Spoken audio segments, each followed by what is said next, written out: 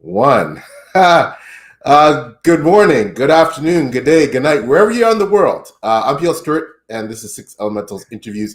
This is my last Six Elemental Interviews for the year, and wow, what a way to end off 2025 with a guest that I have so much admiration and respect for. He's such an amazing, grounded, you wouldn't think that he's the big deal that he is in indie fantasy. He needs no introduction. Arguably, only a handful of other self-published fantasy authors have the combination of name recognition from readers and influence in the indie fantasy scene and the acclaim that this man enjoys. He's racked up tons of awards, Book Desk Fantasy, Library Journal Book of the Year, tons of self-published fantasy blog off SPFEO finalists and semi-finalists. He's a self-publishing consultant. He's been a guest speaker at all these prestigious schools like London School of Economics. He's an influencer. He's got, he'll tell me how many books. I'm certainly more than a dozen. But I got the privilege of reading Where It All Began with a brilliant book one of Emaneska. Love this. It's a travesty and on me that I'm going to go back to this series. I'm going to buy the whole series and binge read it properly, probably because I think that it's built for that. But in any case, I've babbled on enough. I love this. This is Ben Gallley. How are you doing? Welcome. Thank you very much for that amazing introduction, PL. I'm doing great. It's a pleasure, honest, true pleasure to be here chatting to you on this lovely Sunday afternoon for me. So yeah, thank you. And honestly, that was I feel warm under the collar after that introduction. That was glowing and lovely and far too kind. But thank you. No, all well deserved. I had the privilege of meeting Ben in person in Glasgow, another one of the highlights of the trip. I feel, Ben, like, most of us in the indie scene you're one of the people who, like it or not, for you, people pay attention to you, your career, the trajectory you're on, your books, everything about you, right? I appreciate that. But, at some point, this is where you were. Yes. Like many indie authors, shouting out in the void, this is my first book, read it. I'm not traditionally published, but, I'm a good author, check this out. The landscape was totally different. When I think of indies, for me, you're an OG, right? You're one of the originals that made the space. You've done so much for all of us to make the space what it is that indie publishing is reputable in a way that probably it wasn't when you started out, and you've been part of that transition to make it reputable, and for that we owe you so much. But can you describe what the scene was like when you came out with this thing? Like, what was it like? It was. I often refer to it as the Dark Ages, and obviously, thank you again for your comments, PL. That really, honestly, means a lot because it feels like I have been in this industry. Well, it's 15 years as of the 2nd of December because I realized that last week or the week before. Thank you. And it's time is on my side in terms of the number of books I published. But yeah, back in the day, it was the Dark Ages. That's how I like to refer to it. And it was kind of like either Dark Ages or Wild West. I've heard it called as well. And it was very. I think number one, it was very difficult to find other people, other authors through social media and things like that, even though a lot of the platforms we use existed at that time. It was primarily Twitter for me. Refused to call it X still. But so yeah, I found it kind of a bit of a quiet space and sort of wandering through a desert, and occasionally you'd see someone, you'd be like, another person, that kind of thing. And it was a lot more of kind of traditional marketing techniques, lots of events, which obviously now people still do and do huge amounts of, but that was one of the ways I could actually reach people more than any other method that was out there necessarily. But otherwise it was kind of the algorithms that we have now were easier to game. So there was a lot of kind of like trickery back in the day where you could set your book free, and then once you weren't free anymore, you could switch back and keep the same ranking in the paid side of things. So that's why I was briefly next to George R. R. Martin on like Game of Thrones and me at the top of Amazon. That was a fun couple of days. days or a week. I managed to keep that up. A lot of trial and error, huge amounts of mistakes. I couldn't afford an editor, which is obviously, you know, a big mistake when you're publishing these days. It's an absolute must, but I just couldn't afford one. So I self-edited, and obviously it was terrible because I'm not an editor, you know. So that kind of took me a long time to realize. I almost fell into the trap of a lot more of the kind of, you know, the paid publishing kind of pitfall, I should say, because it's not necessarily a path. It's a bad choice, because there's lots of companies out there still that will charge you so much money, you know, to publish a book with, you know, low quality covers, no editing, even though they say they do. And those companies, of course, like I said, exist today, but that seemed the only choice back in 2010 and 2009 when I started, you know, researching this, even though KDP came out in 2007. But they spent a lot of time and money making people think that they were the only choice and the best choice. So there's so many authors, countless authors, who have fallen into that trap.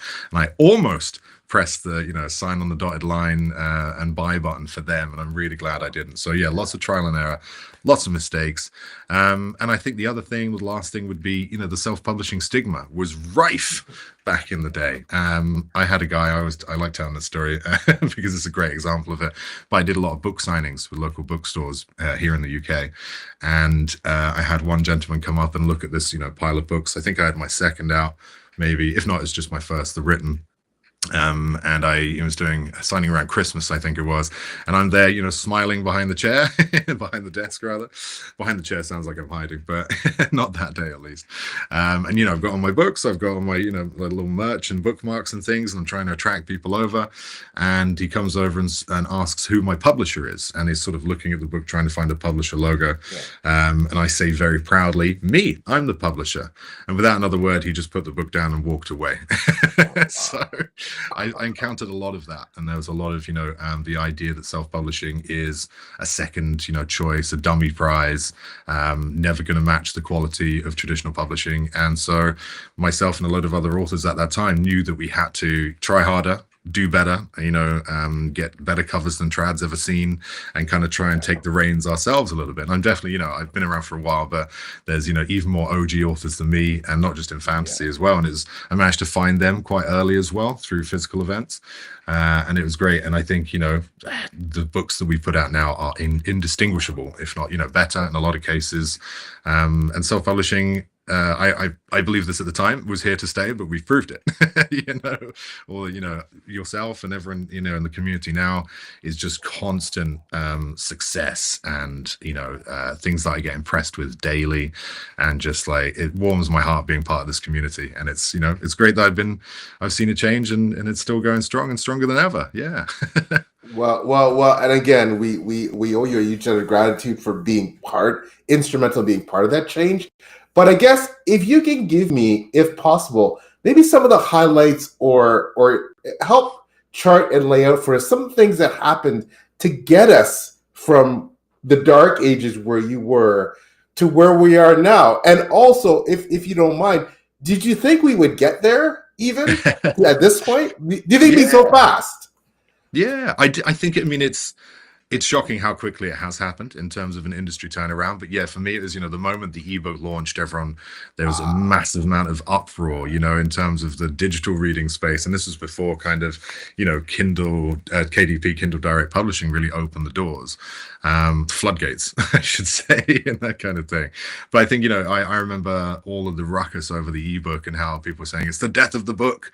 And it hasn't been, which is great. No. So I like to think at the time that I saw it as an opportunity and a move to the future that, you know, would be best for the book industry, rather than, you know, something that's, you know, upheaval and ruins it. And it's great, you know, it's enabled a lot of people to read in different ways, and physical still stays strong, which is fantastic.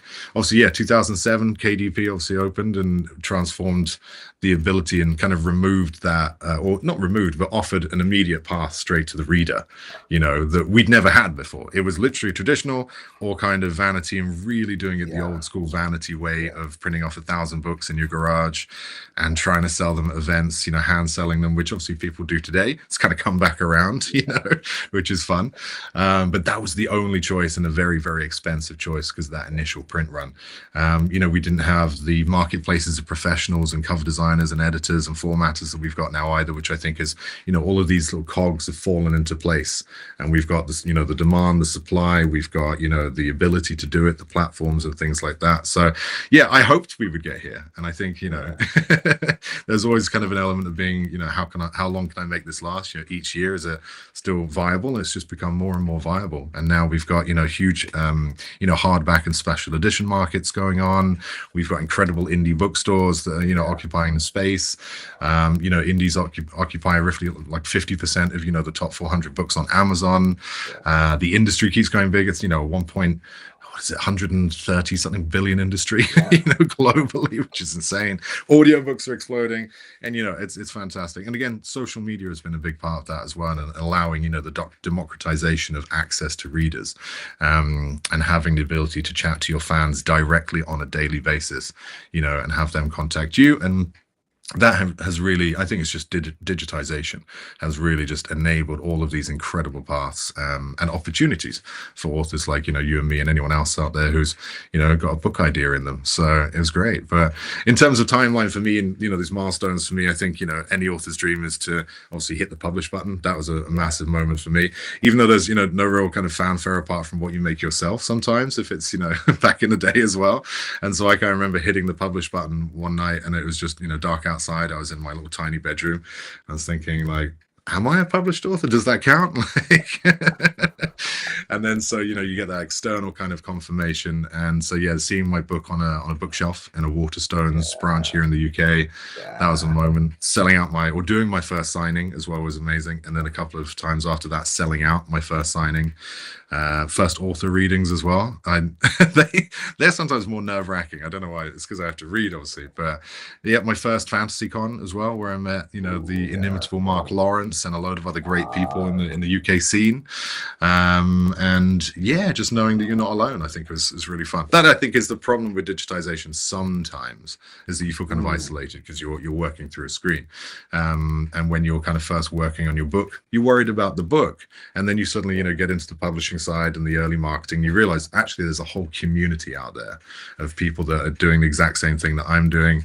And it's really kind of it's like the gates of a fortress opening and just being like, and seeing this wonderful, incredible citadel beyond it. You're like, yes, I found my home. Yeah, that sort of thing. So hopefully that answers that question. I tend to ramble a lot. No, it's an exceptional answer. I think one of the things I admire most about you is that, and so I believe that so much of your success, of course, the foundation is the craft, because you are a brilliant author. Because I can say that because I've read at least one of your books, and I thank you. It's stellar, and you're an author. But beyond that, you know better than anybody else that despite all the success you had, despite all the best-selling tags, despite everything you've done, it's tough to stay relevant and current. Part of the success has also meant that with the floodgates open for indie fantasy, with an amazing indie fantasy book, dozens, hundreds coming out every single day in the space. And we as indie authors, I think, feel that we're not competing against our cohorts and our colleagues. No. Every book just adds to our own success because, the tide rises and people become more fancy, as more exposure for your book means more exposure for my book, et cetera, et cetera, et cetera. However, that said, it is tough, irrespective of, I think, the type of artistry you're doing. When you've been in it for a while, when you've been in the game for a long time, when you're an OG, right? To be as adaptable and flexible and persistent and hardworking, and also as talented to keep that going, because you're still one of the most popular indie authors out there. It's not just you were before, you still are. So how do you manage to do that? How do you keep at that level with the marketing, with the writing, with everything else that is part and parcel of being a successful indie entrepreneur? How do you keep it going, man? It is tough. I have definitely, had moments where I kind of not less committed. I've always been incredibly committed, but just like the ebb and flow of, I'm trying this new series out, maybe that hasn't sold as much, and the marketing is a constant effort. That sometimes, or some days, I'm just like, I just want to take a day off, that kind of thing. But I think for me personally, it helps being a little bit of a workaholic, as well as also working in something that feels so tied to my passion.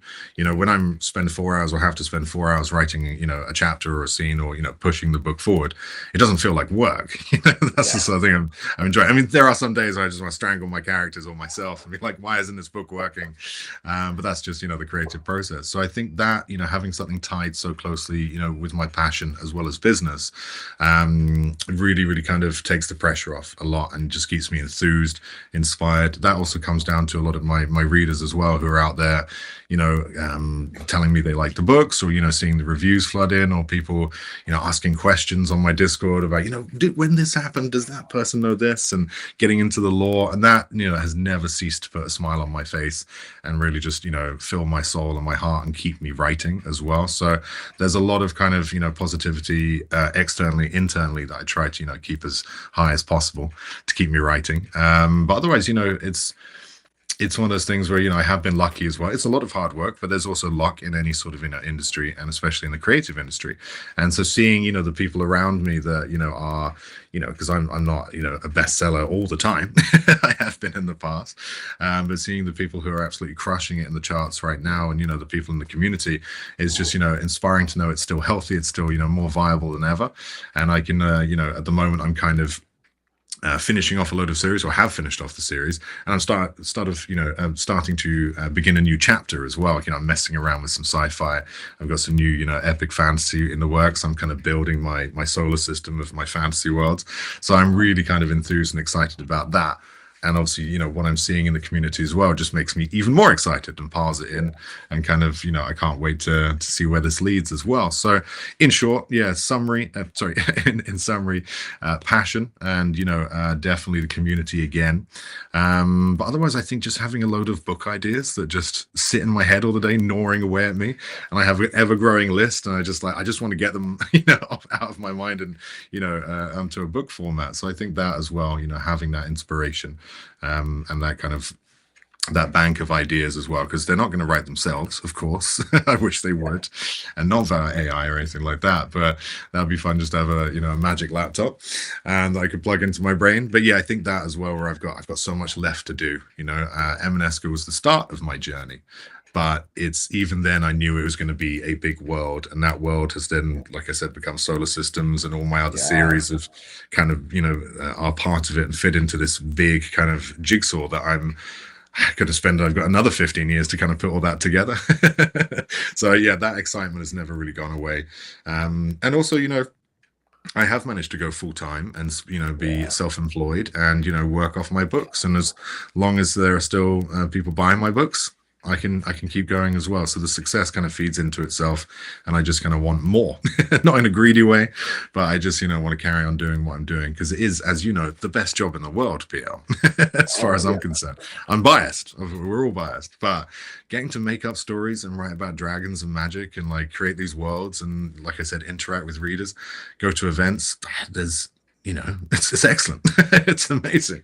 It's a dream come true, and it's definitely what I wanted to achieve as a kid. And I do have to remember that sometimes, and take a moment to congratulate myself and remember that it is the best job in the world, because there are days where you just want to throw my laptop out the window. And again, I admire your enthusiasm, your positivity, your support. You're just tireless and just selfless support of all of us, right? I think is something, again, that I really admire you for. That said, of course, yes, you do so much and you give so much of your time for free. But that said, you are, because of the fact that you are so well respected and looked to as an influencer, and looked to as someone who understands intimately the industry, someone who has knowledge that can help others. You've also turned that into consulting, right? Yeah. So you turn that into shelf help. So you have a website and a consultancy service where you help self-published authors and Yeah. traditionally published authors. Can you talk a bit, perhaps, about what you do with Shelf Help?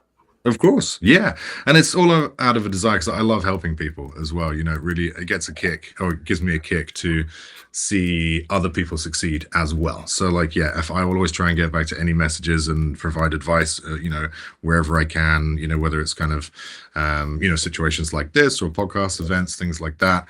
But yeah, as well as helping people on a consultancy basis who need, you know, a bit more time and, you know, hands-on support, that kind of thing. So yeah, it was in kind of 2011. So it was just soon after I published, I realized that, you know, I'd made all these mistakes and fallen into all these pitfalls, and I could see others doing the same or kind of having the same questions.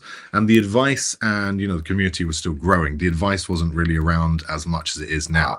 And the kind of the self-publishing path of, you know, write the book, edit it yourself, get an editor, get a cover designer, formatter, etc., use KDP and Ingram, all of the kind of standard, you know, buttons we press and situations we go through weren't as, you know, standardized back then or kind of as well known. And it surprises me now that, you know, people still, you know, struggle to find the information and the right information out there as well. But there's still a wealth and, you know, all incredible influencers and advisors out there now, which we didn't have. So I thought to myself, you know, it was kind of also me being quite jaded about almost falling into the, you know, author solutions, you know, pitfall trap. And so, you know, I wanted to kind of get my own back against them as well and stop other people making that mistake. And so, yeah, it was altruistic and then also revenge at the same time. And so, yeah, I realized that, you know, is it possible to help people? And, you know, is it possible to, you know, let people know that this is easier than you think and it's more rewarding than you can ever imagine? And, you know, it is a viable and lucrative career as well if you can get it right. And so, yeah, I just came up with the name Shelf Help out of the blue because I like puns. Who doesn't love a good pun? And the web address is available. And so, yeah, I built a website and, you know, talked to a couple of other people who were doing a similar thing as well in the space around 2011, 2012. And I was lucky enough to run into kind of a Guardian journalist back in London Book Fair, I think it was 2012. And he featured me in an article or two. So then I became a Guardian masterclass tutor. And, you know, it was I was put on a list somewhere of speakers about self-publishing and marketing. So I was, yeah, very fortunate, lucky enough, and honored to be invited to a lot of, you know, universities and events and book fairs around the world to just chat about self-publishing because it's still an enigma, you know, to the outside world. And so I'm proud to say, you know, I've been a consultant for 14 years now. I work with, you know, I have worked with thousands and thousands of authors over the world. And I still do. I was even just, you know, catching up on my emails this morning and, you know, working with a couple new authors this week. So it's, yeah, it's constant basically. And it's kind of the other 50% of my day, essentially. When I'm not writing, I'm consulting. And it's great. I love it. Like I said, I get a real big kick out of it. And it's just, even if I can save someone some money or some time or really inspire them to get something done, I'm happy, you know, that sort of thing. So I love it. Yeah. It's kind of, apparently it's like yeah, thank you. Apparently I've recently been diagnosed with ADHD, which makes a huge amount of sense after all these years. But one of these things, and I've been doing a lot of reading, and one of these things is like, you love helping other people with your complex problems, but you'll leave that email in your inbox for 6 months and then get to it the very last minute, that kind of thing. So maybe it's just a bit of neurospicy or neurodivergent stuff. But yeah, I do really get a kick out of helping people. Yeah, and it's great to see, make sure that, or help, not make sure. I'm not a gatekeeper or a guardian, but, you know, if there's an amazing book out there that deserves to be read, if I can be even 1%, you know, influential or helpful in getting that book out there and brightening Reader's Day somewhere down the line, I'm in. You know, that was my original goal when I published, is I just want to perk someone's day up. You know, and we're all better for having you in that position to help, guide, and protect us. Yeah, thank you. I appreciate that, because I've gone to war against the kind of package publishers quite a few times. Yeah, no lawsuits yet. I've been on the verge a couple of times, but I mean, I'm not saying anything wrong, you know. But yeah, they're vultures, and I like hunting vultures. I'm curious, you know, because of the platform you have and the consultancy and everything, all your success, you have been able to, and I want to pick up on the thread that you mentioned. You know, you've gone and you've given lectures at these prestigious universities, etc. And, you know, and you mentioned that, you know, in a lot of cases, I'm sure when you're speaking to your audience, you're realizing that, as you said, self-publishing is somewhat of an enigma. And so what is the reaction as from compared to back when you first started doing this to now, from outside of our bubble of essentially authors, bloggers, writers, so in academia, like in all these other spaces, what is the understanding and the reaction to self-publishing? Is it still there's some hokey, for some hokey thing for people who can't get a traditionally published deal, or how is it perceived like back then and now from people outside our bookish space? Yeah, I mean, now, obviously, we've talked about, the before space where it wasn't just readers, like the academic space as well. I mean, there were kind of as, mild interest, and I did a lot of, panels with some quite successful traditional authors who, again, there's no kind of turning up of their noses, but it was kind of this like, we'll see how long that lasts, that kind of thing. What is this new fad? But now, flash forward 5, 10 years or 15 years, a huge amount of people out there have now become aware of what it is, maybe not, the individual steps, and they've seen massive successes in all different kinds of genres. And I think it has, I know it has just turned around to intrigue and not jealousy at all, not kind of a negative feeling, but like that, how do I do this? Is it easy? Like, how much does it cost? And there's always kind of that kind of conversation where people go, wow, so you can just hit a button and publish in 4 minutes? I'm like, yeah, pretty much, yeah. It's like, and you get 70% royalties? Yes, we get 70% royalties and things like that. And there's obviously downsides to self-publishing as well. There's a lot of admin, a lot of learning, and you don't necessarily get an advance up front, of course. It's just a different system. But I think a lot of the trad authors that I've met over the years are now self-publishing side projects. A lot of us are basically hybrid across the board, that sort of thing. We might have an audiobook kind of trad contract or a trad translation contract, that kind of thing. And then there's big trad authors who are kind of running their own Kickstarters, and stuff like that. So I think it really has opened a lot of people's eyes. The stigma has definitely gone away, but every now and again, I think it was last year or earlier this year, every now and again someone will just come up with a really bad take and go, it's terrible and it's still not working. It's like, you haven't done your research and you haven't seen the power of what indies can do. And obviously trad is still around. Everyone it was a very us versus them. I didn't like to partake in this, but I did see a lot of like, down with the traditional publishers, and like, boo, and let's tear their walls down, and everyone has free ebooks. I'm like, no, because the trad obviously got us to where we are now, and they paved the way for hundreds of years, or at least decades, with a lot of the publishers we have now. And it's they still do fantastic work. They are obviously profitable. They're putting out great books, and it's why can't we have a system that works together and is optional? And you've seen traditional pub or trad pubs pick up a lot of indie successes, and we see book talk tables on a lot of different bookstores now and things like that. So there is this kind of spreading and democratization, and it's accessible for a lot of people. But I also love the look in your eyes, or look in someone's eyes, when I can tell them, like, you've got a book, publish it, you'll be an author by a week or two, just get your ducks in a row.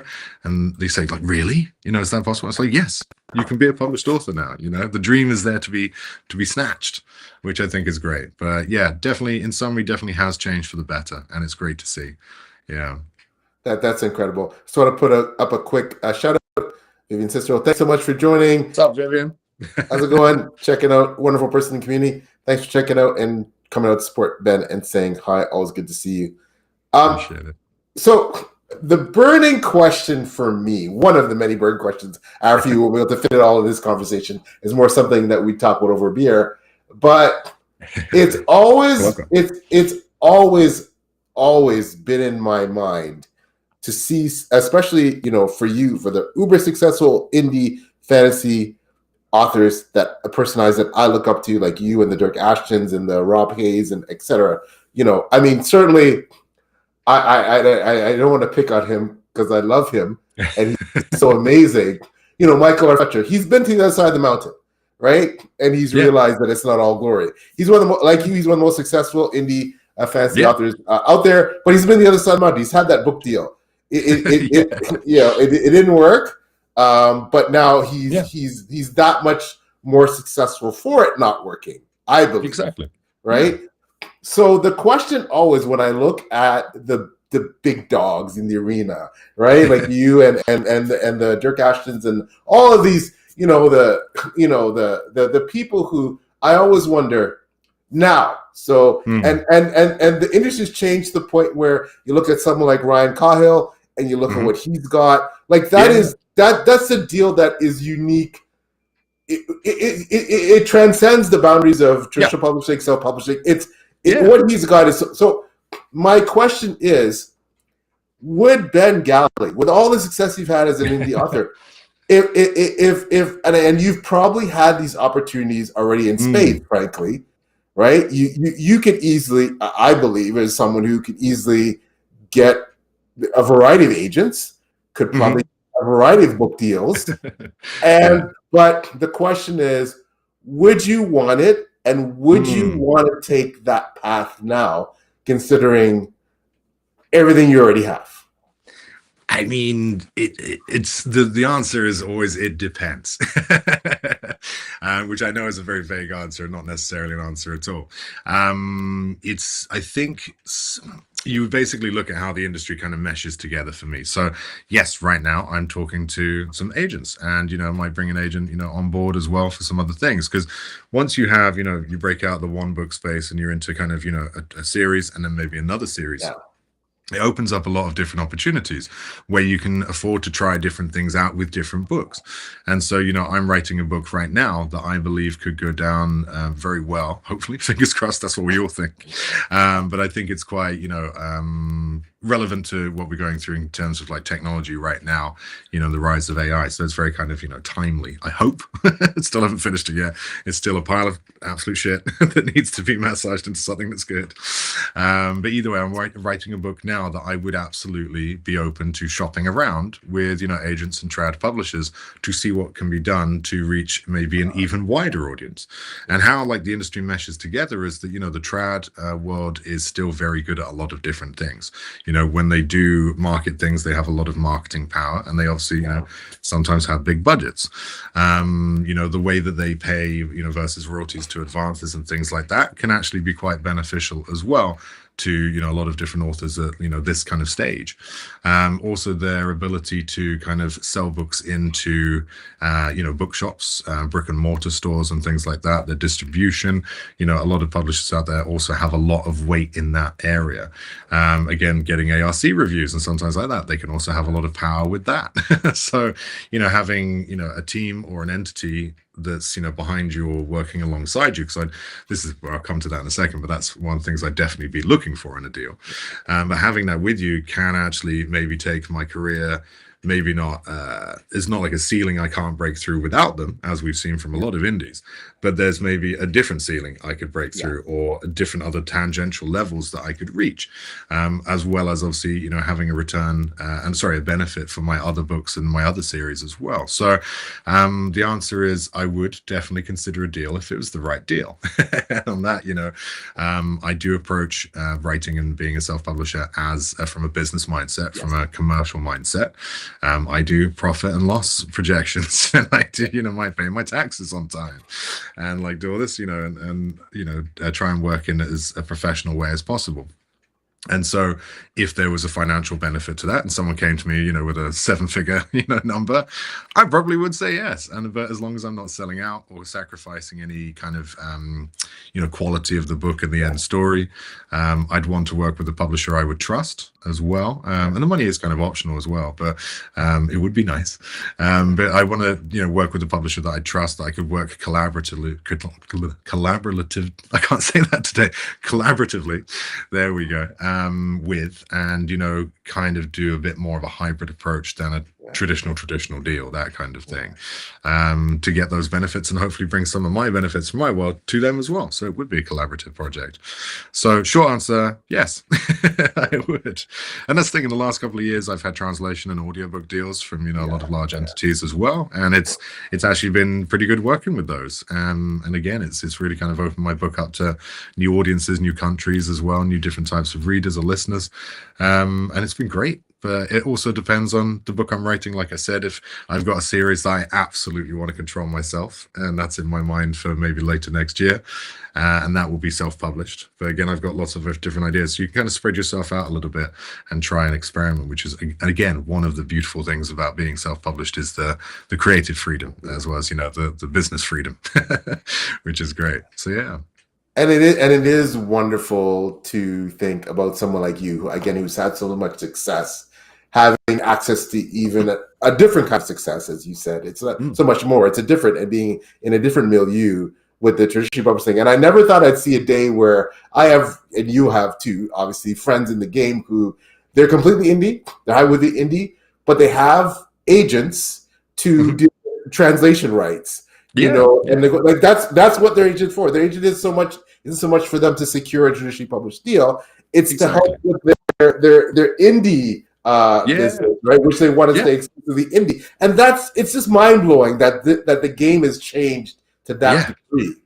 Right? Yeah, and it's fantastic because I remember a time where people were or agents were worried, and people were worried about agents, you know, and this is, you know, way back in the day where there's a lot of speculation about where the self-publishing and ebook revolution is going, where people were wondering, well, you know, are there going to be agents in the future? So it's great from, you know, the agents that I know as well, that they have this broad spectrum of things that they can do, and even, you know, moving into, you know, like radio, TV, and film and things like that as well, which is fantastic, and you know, possibly agents working closer with bookstores to sell authors, you know, they might not be trad authors, which is great as well. And, you know, we've seen a lot of marketing freelancers and publicists, you know, get a lot of business from, you know, self-pubs as well, and indies, and it's great. And then we built this whole kind of, not even a microcosm anymore, but this whole kind of little universe, you know, which is healthy, and it's great. I mean, yeah, so many books. Was it like 2 million 2.6 million ISBNs were bought in 2024. I think it was on the indie space. It's fantastic, you know. It's just unbelievable what's come of it, and it's great. Yeah, that's mind-boggling. And yes, excellent point, Vivian. What an option to be able to take advantage to get your books to a much wider reading audience. Exactly. And, you know, so, and there's so much I want to talk to you about, but I have to say, first of all, I have a confession to make. You know, we all know that you're British by birth, but however, you know, when my friends message me, we talk about, and they're like, "Oh, I just read Ben Gally's books. It's amazing." Like, I always claim you. I'm like, he lives in Vancouver, Canada, right? Yeah, he's British, but he's Canadian too. Yeah. So, you know, so selfishly, I always claim you as a Canadian, as myself. So what has it been like, you know, and now, you know, I mean, borders don't exist the same way that they did previously, in terms of, especially with the internet and the internet space, you know, but, you know, you made that transition from the UK to Canada. You're back home right now, visiting. How did that impact your writing and your writing career, making that transition from the UK to Canada? And what's it been like? What's the experience been like in terms of that? No, it's great. I mean, I'm obviously lucky enough to work from a laptop and be self-employed. So, you know, I can be the digital nomad, which is a term I know some people hate. I'm undecided on it, but it is true. I mean, we can wander around, and I've had the ability to come back to the UK, you know, to visit and spend a decent amount of time here, and just, you know, keep up with my work and my writing. So again, thank you, technology, for the ability to do that. So the transition from the UK to the west coast of Canada, obviously, I don't live anywhere completely foreign in terms of you know, cultures and languages and you know, things like that, because it's British Columbia, and there's lots of British people there already, and obviously Canada is an English and French speaking country. It wasn't too much of a culture shock necessarily, but it is still, you know, it still is quite a shock, and it was quite a change. So I found it really inspiring, to be honest, and I've always wanted to, you know, explore and live somewhere else, and I might kind of keep switching countries in the future. We'll see. I might just keep exploring. I've always been a big fan of traveling and always always writing in different places as well, and just soaking up what's around me and who's around me. So that, yeah, opened up a whole world of inspiration. It was heavily influential on my most recent series in terms of the landscape, the cultures, mythologies, and things like that. Geography and geology as well, big interest of mine. And so, yeah, it's, again, I grew up around mountains in Scotland. I've seen mountains before, but there is a scale in Canada that is insane, and a grandeur that's, and it's kind of incredibly inspiring. That's the only way I can put it. So I've been getting out into the wilderness a lot more, and kind of racking up just a lot more learning and human experience in my head, and chatting to a lot of really interesting people that have found their way into books over the years and that sort of thing. So I found my productivity kind of increased, my kind of approach to my books and my writing as well, I think, has improved and increased, along with obviously the natural improvement over time, or hopeful natural improvement over time. And I met an incredible friend group and over there as well, which are really supportive of me as an author. So I've got that kind of network. But the downside is obviously there's a really interconnected, community of writing and publishers and authors in the UK. Yes. And there's a lot more events as well, compared to, just Vancouver and Canada. Yeah. There's a lot more, of the bigger or major events. Obviously, we had Glasgow WorldCon last time. Brighton Fantasy or World Fantasy Con was a couple of months ago. We have Fantasy Con, we have Bristol Con, 9 Worlds and things like that used to happen. So I think I do miss a lot of that, and I feel a slightly more kind of out of the way. I'm happy to travel. I love flying and things like that. And obviously, I'm closer to a lot of the US events, but it's been a bit difficult. Just my own personal situation with my visa got kind of held up, so I couldn't leave the country during COVID for about 3 or 4 years. So I literally could not cross the border without maybe not being let back in, just because I was on kind of implied status, and it was more of just an admin bureaucracy thing. But that's now sorted, so I can travel a lot more, which is great. But yeah, I think there was a little element of I've thrown myself to the other side of the world, that sort of thing. I'm less connected, but again, thanks to the internet and being in a digital world, I managed to stay there. But the other thing is the time zone.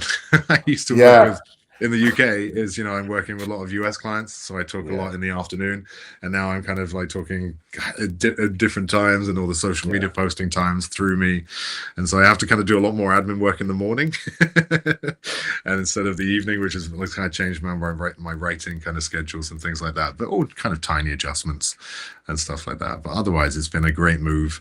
Will I be there until the end of time? Yeah, I like exploring, like I said. So I might make it back to the UK or go back to my home of Scotland, where I grew up. So who knows? Yeah, or Spain or Chile or Japan.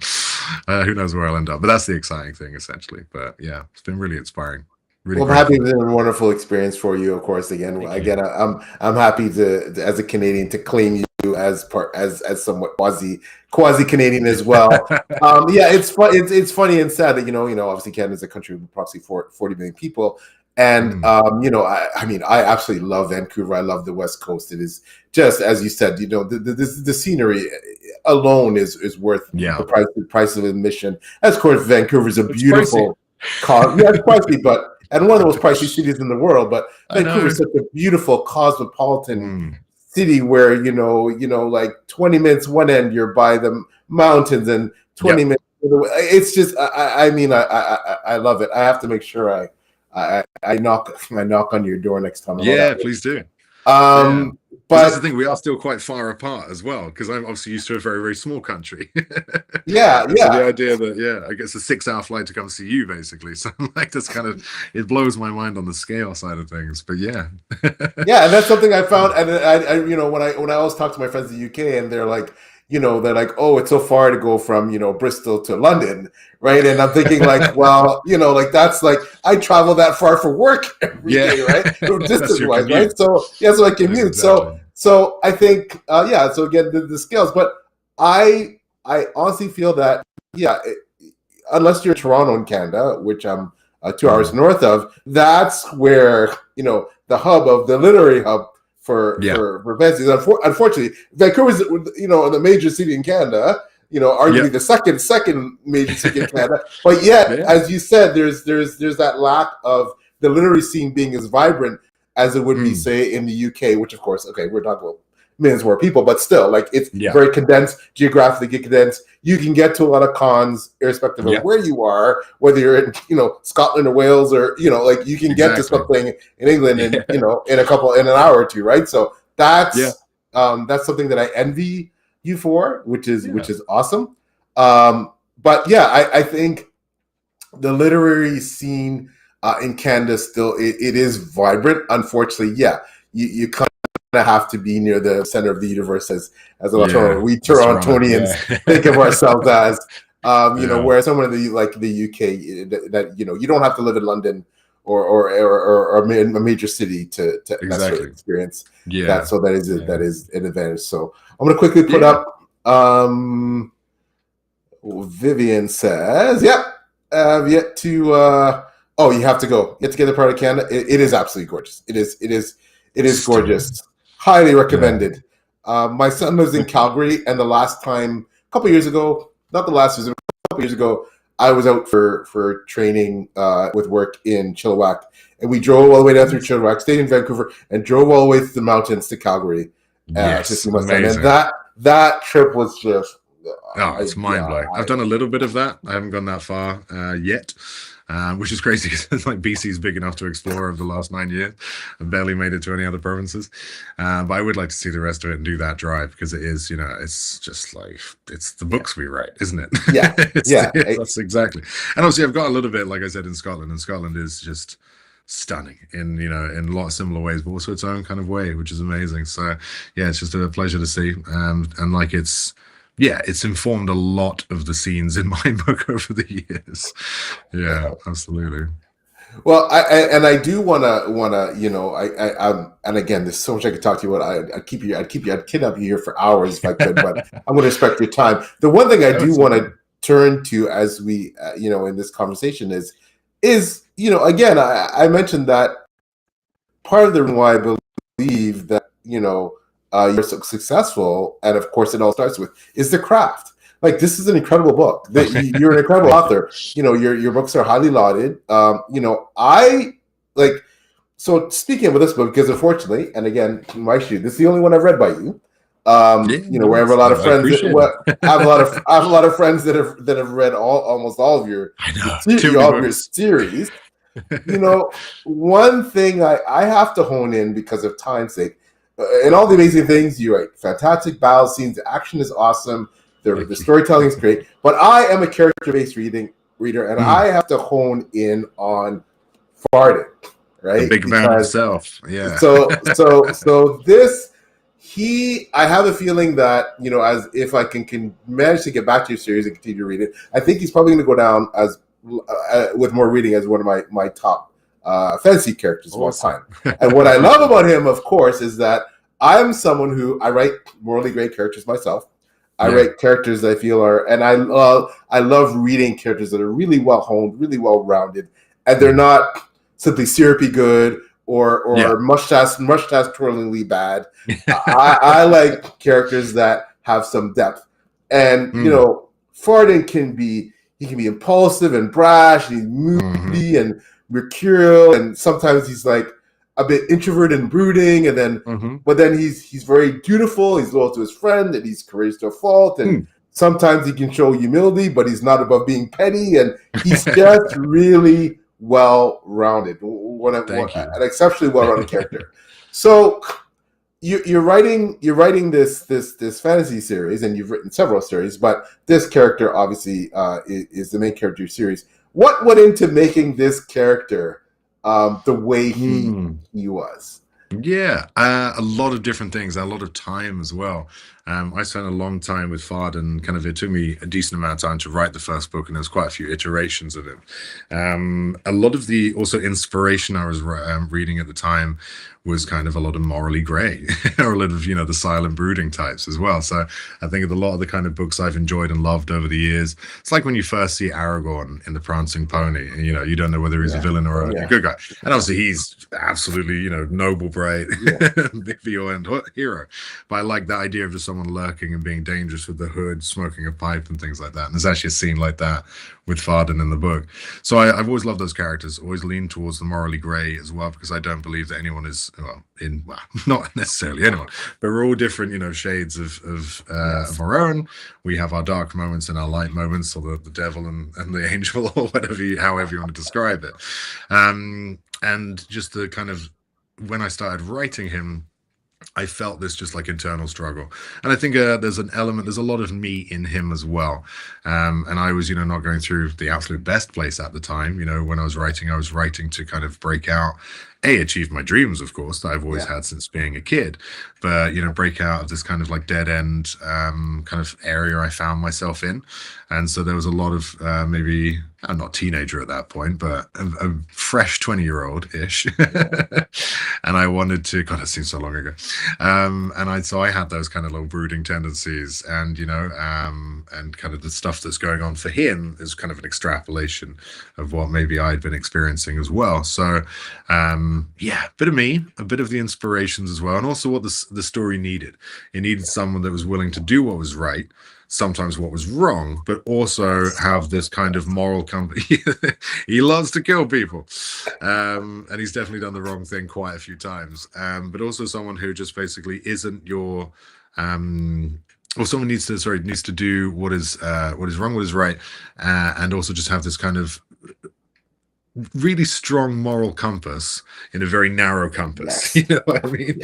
The bad evil stuff is evil, that can't happen. You know, like the destruction of the world is probably a bad thing, so he's going to stop doing that and that sort of stuff. And then it starts to get more and more personal for him as well as the series goes on, where it's, you know, not just about his duty. And I think duty is the main thing for him, not necessarily morals, but he has a very strong sense of what is you know, black and white, or wrong or right, and then will do what he needs to do it. And sometimes that will be treading into the different side, you know, that kind of thing. And also he's, you know, a drug addict as well, which kind of floors him. And I love the idea of the fact that, you know, there's this gigantic flaw which is directly opposed to his power, which is the magical tattoo and the spell book on his back that obviously makes him the most dangerous thing on the planet. And again, I think it's the struggle of the duty but wanting to be left alone. He's got this, you know, he's got some family issues, you know, where he's treading in the footsteps of his uncle, who went mad and was banished, you know, from too much magic in his blood and that kind of thing. So he's trying to do right by doing everything wrong. And that's the thing. I like a hero as well. This is what came from the inspiration.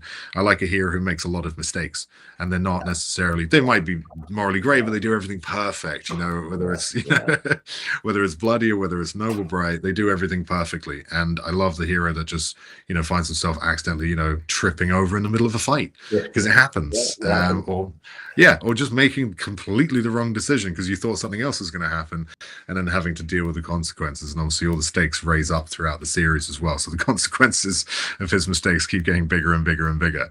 And Farden also kind of rushes into things, so he doesn't necessarily, he'll make a split-second action and then find out that, oh, he forgot to, you know, actually kill the guy you know, 3 or 4 books on, and now they're the big enemy, that kind of thing. But yeah, he's it's weird because he's kind of like, he's complex, but he's not at the same time. But no, I really appreciate you saying that, though, because he's stuck with me, and I think he's stuck with a lot of readers as well.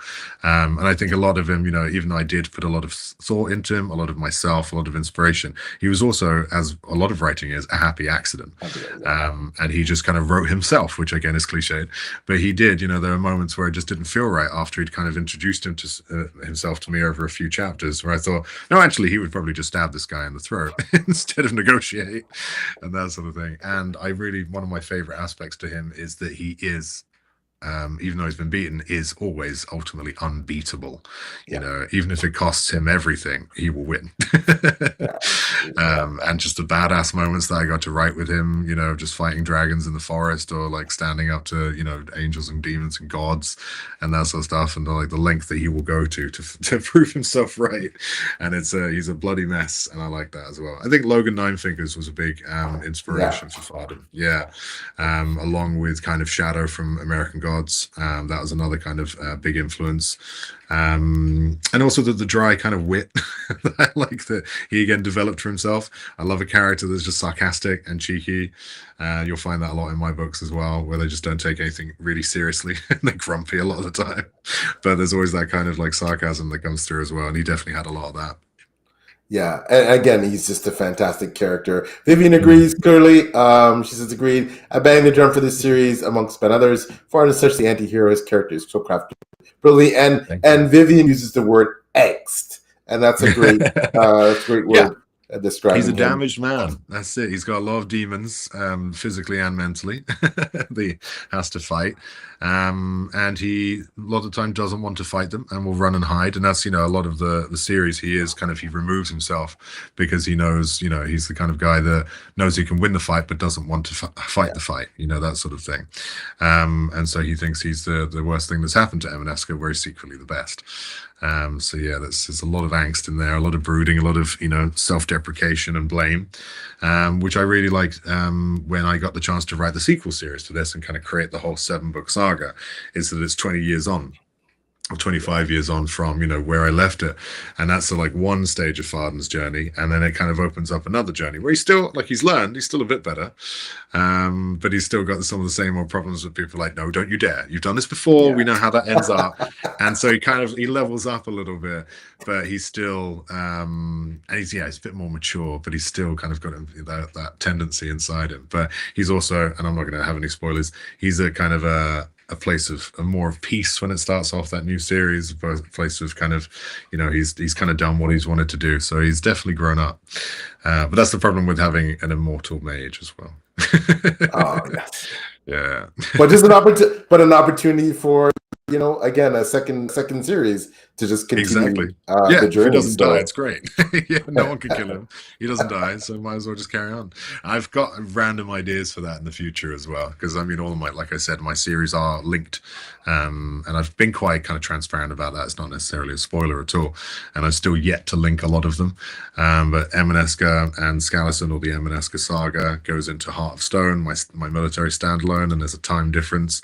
It's related to my Chasing Graves trilogy as well. There's all sorts of little kind of Easter eggs that I've been laying and sewing in for about a decade and a half now. So yeah, it's kind of fun to do that. So yeah, I'm really glad you liked him though. Farden is one of my favorites. Yeah, that I've ever written. Love them. Vivian, again, a big fan. This is Rat Friend is interesting. Oh, yeah. I'm wondering if you. I know it's hard, and I know it's hard for we authors to do this, but especially for someone like you, because of your body of work. My body of work, it's nothing compared to yours, but. Because of that, I think it might make it more difficult. Can you pick a favorite book or series out of your current books that is your personal fave? Yeah, it's tough. It really is tough.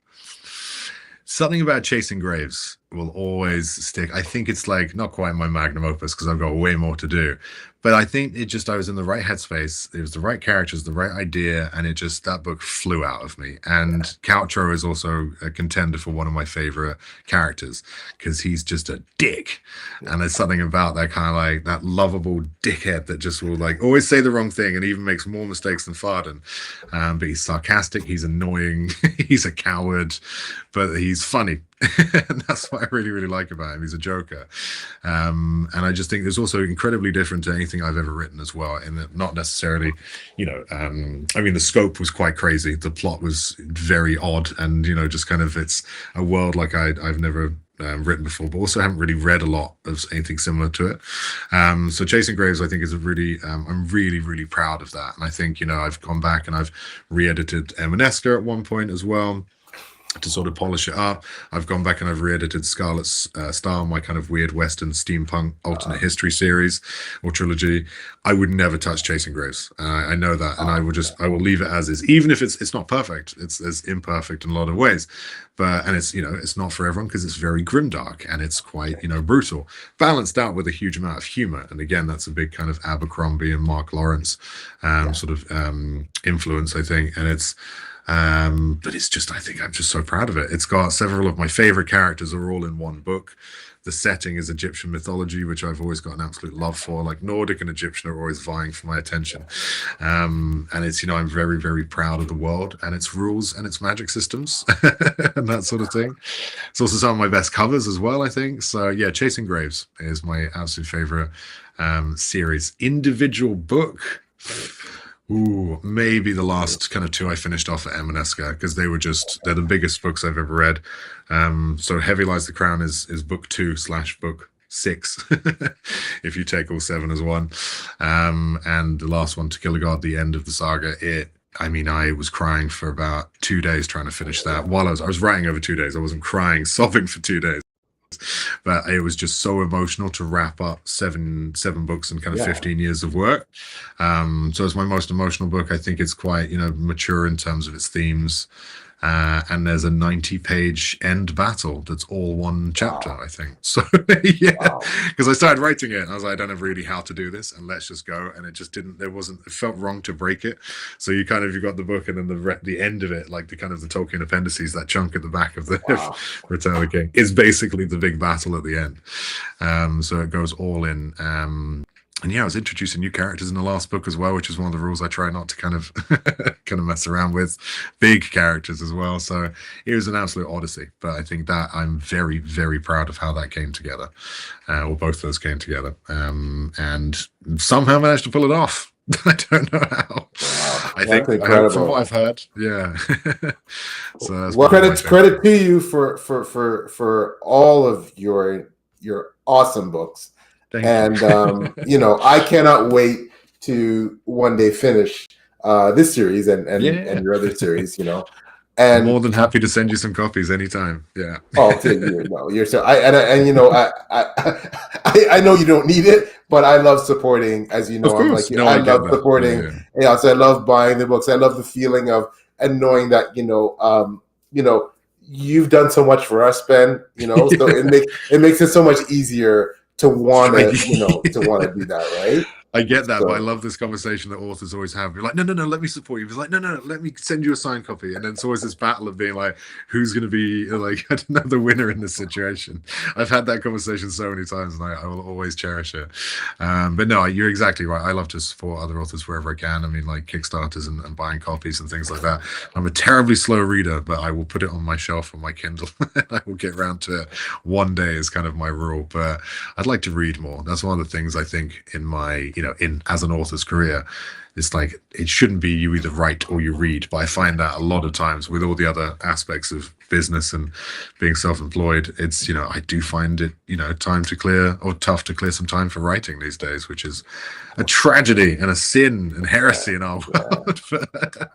I got so much. My TBR pile is hideous. NASA have talking to me about it, but but that's a good problem to have, and I